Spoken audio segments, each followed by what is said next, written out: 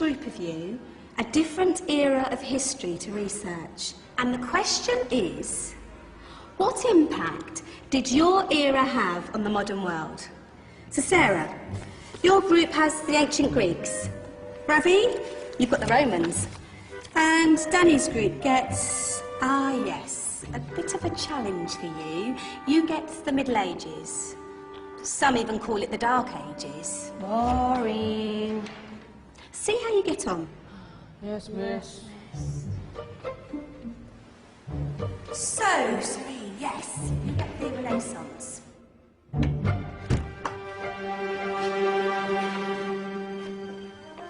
Is that the librarian? I guess so. How are the Dark Ages going to have anything to do with us? Excuse me. Sorry to bother you. What do you want? We need to find out what impact the Dark Ages had on the modern world. Never was a period of history so poorly named. Don't touch. It's priceless. And I suppose someone's been filling your head with the usual nonsense, eh? 1,000 wasted years. A black hole in history, am I right? Yeah, sort of. You see, it's always the same. You assume it was all mud, disease, death and destruction, with marauding mobs of barbarians ripping down the good of former civilizations, burning and plundering as they went. Nothing of any worth invented either, eh? Oh, no. Go on, be off with you. Sorry to bother you. Come on, it's probably not worth it. Everyone knows that the Greeks and Romans invented everything anyway. Oh, did they now? And you're sure about that, are you? You know, I might just have something for you. You seem to be up to the task. I suppose I could... Follow me. I've got just the book for you.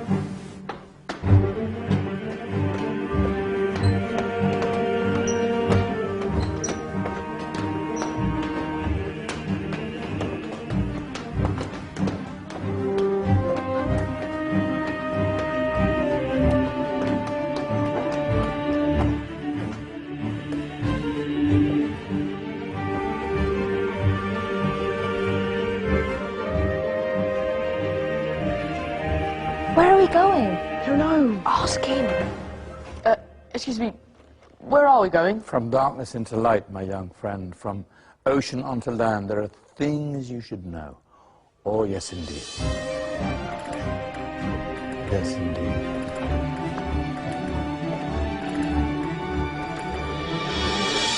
Now, I know I left it around here somewhere.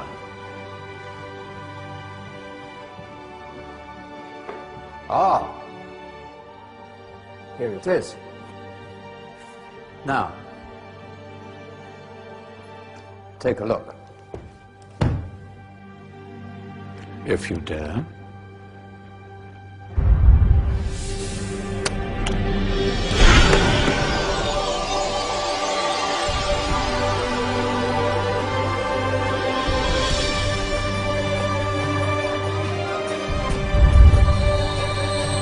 What's going on? Welcome to the Dark Ages, or as it should be known, the Golden Ages. Who are you?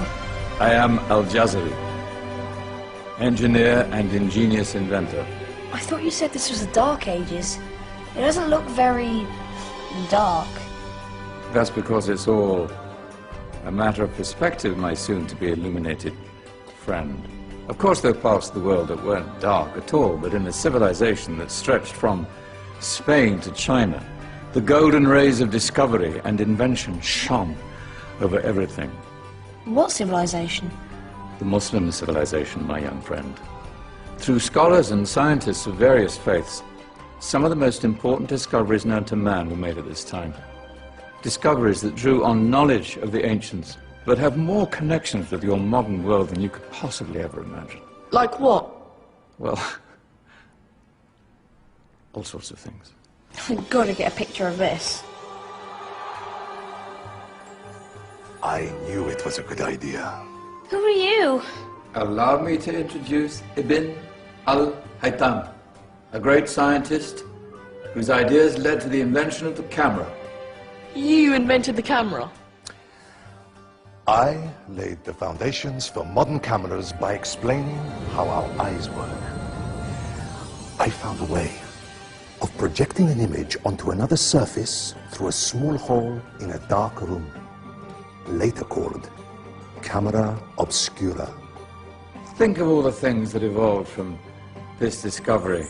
Cameras, cinema, all share the same principle.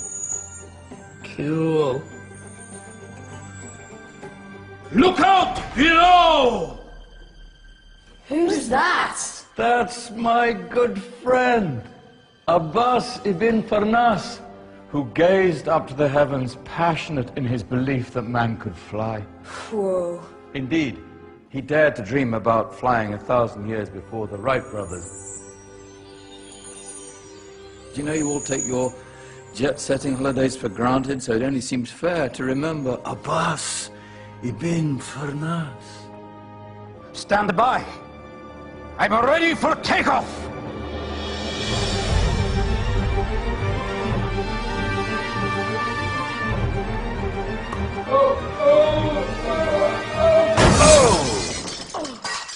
You did forget one thing, though.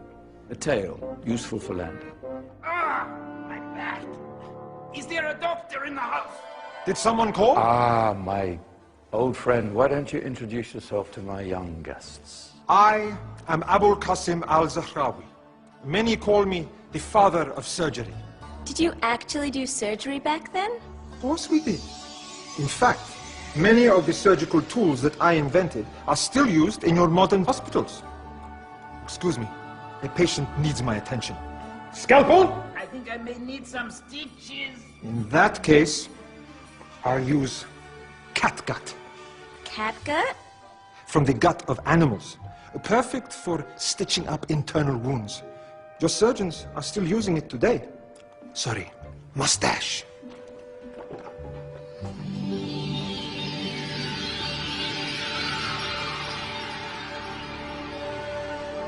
Who's she?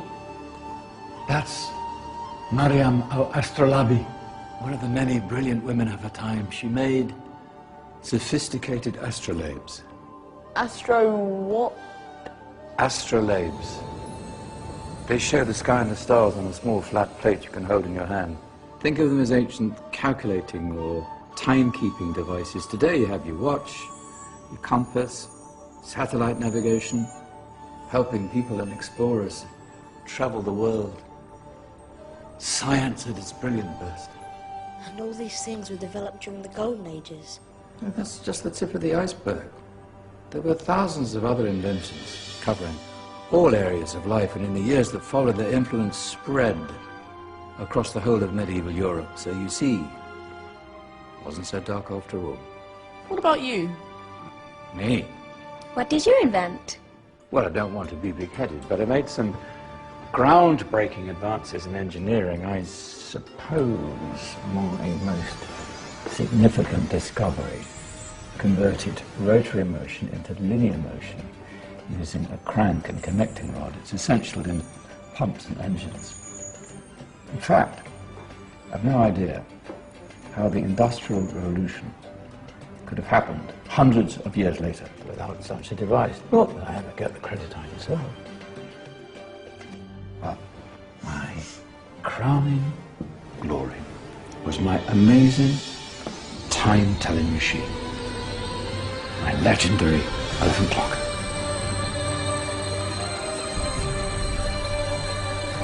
It's a clock. Yes. Dozens of components collected from different cultures around the world.